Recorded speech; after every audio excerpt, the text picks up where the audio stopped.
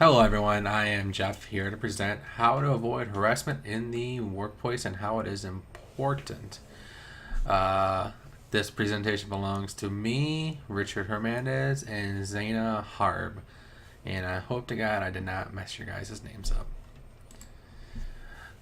Importance of training and educating your employees. Your employees need to know they're in a safe environment, and when harassment cases are unresolved, they could result in a lawsuit against your company per federal laws. Because each company does have their own law, or not laws, but policies within themselves to prevent any kind of harassment cases. But harassment is actually a federal law as well that you can find from the Department of Labor website. Harassment also can leave a negative atmosphere. It just makes people not want to work. It can lead to depression, them not feeling like coming in, and it just may diminish their work ethic. So they're not working as hard, and then obviously it's leaving a decrease in production, and it's actually really bad for the company as a whole. Elements of harassment. There are different forms of harassment. There are sexual harassment, which is the main one that everyone obviously pretty much knows about, but there can be other forms, including racial and discrimination and stuff like that.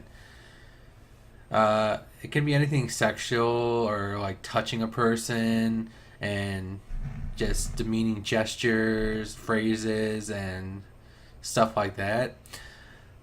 And it also can include disabilities. So pretty much if you're just singling out a person just because of a specific trait about them, then you're pretty much harassing them in the workplace.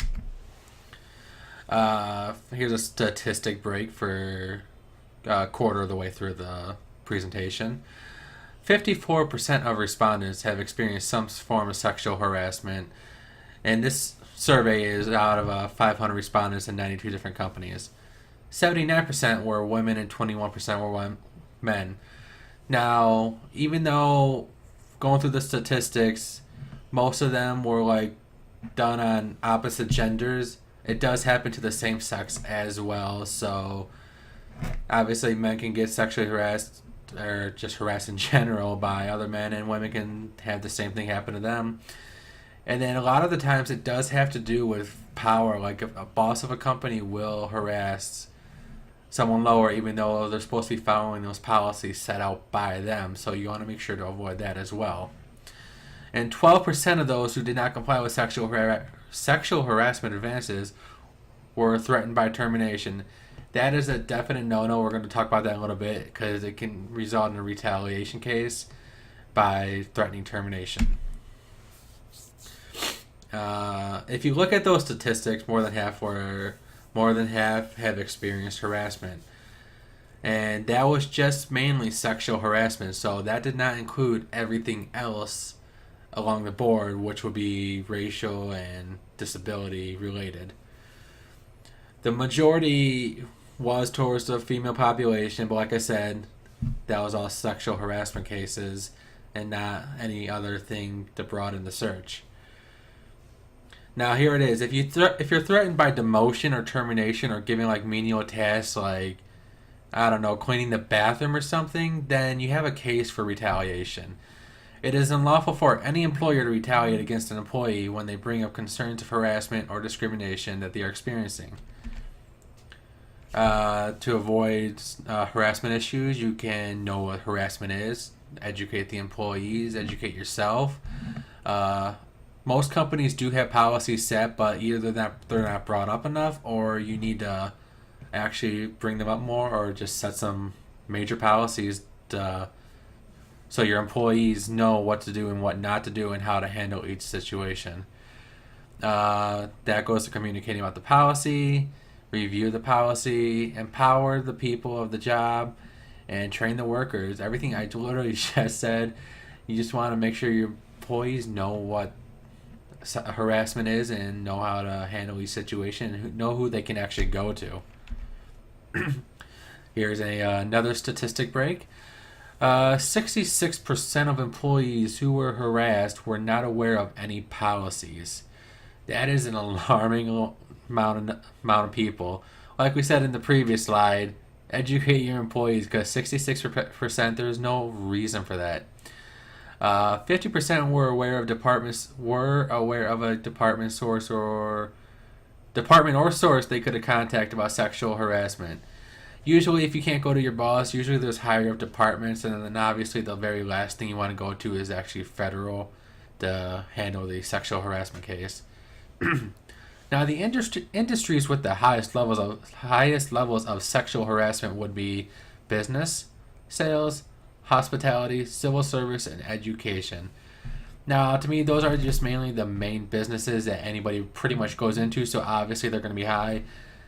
Education kind of surprises me because you're supposed to be there teaching kids and stuff how to act, and then if you're going to be sexual or not just sexually harassing but harassing other employees, then why are you working in the education system?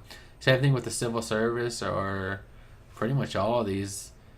Business and sales I can kind of see it happening a lot in, but the other ones I don't know why it would be happening. It seems like they would have really good policies set in, but apparently they need some more policies and education tools to help their employees and know what to do and what not to do. Who to contact? Okay, so management can easily set a policy against harassment with detailed information for disciplinary actions. This makes it easier so you can go to your management and tell them, hey, this is happening, and then they'll have these policies set through to protect you and most likely punish the person that was doing the harassing. If an employee feels like their expectations are not met with their case, they can always find a higher level of departments or management to go to. And if that does not work with the company, you can always file a charge with the government. And for that, you want to make sure you document every case of harassment that is being done against you. Just write it down and make sure it's recorded just so you have a better case when going up into have your case solved by, especially if it's the federal government, you want a good case against that person. And now to the end. Harassment is important because you should educate yourself because you could avoid negative people and negative occurrences that happen around you. Every employee needs to understand how to acknowledge and stand up for themselves so that their job experience would not be adverse. You don't want your employees feeling like they shouldn't come to work or sabotage the company by not being as productive. Like if you need to beat a quota and then you're like, oh, I'm being harassed, I don't want to meet that quota, then you want to make sure that they're safe and comfortable when coming to the company. It's almost like if you say like bullying in school, kids don't want to go to school. You don't want to make sure that does not happen. When entering your job, be aware of your surroundings, and that can help you enjoy what you're doing and help you build your career. So pretty much just do not